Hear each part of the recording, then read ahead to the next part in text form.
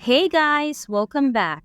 In this video, I'm going to show you how to delete values from your Excel spreadsheet but keep any formulas.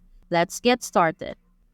Ever wondered how to clear values from your Excel spreadsheet while keeping your valuable formulas intact?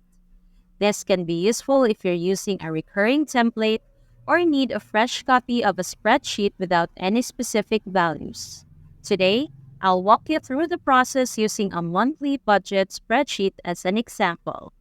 It contains a mix of values and formulas. If you ever need to locate your formulas within Excel, you can head to the Formulas tab and click on Formula Auditing.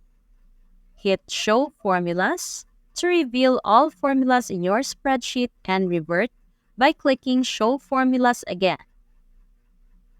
Here's the step-by-step process. First, select all the cells from which you want to remove values.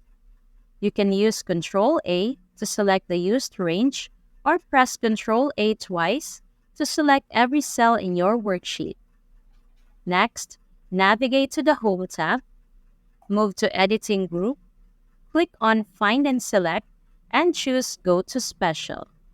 In the Go to Special dialog box, opt for Constants, and specifically look for numbers.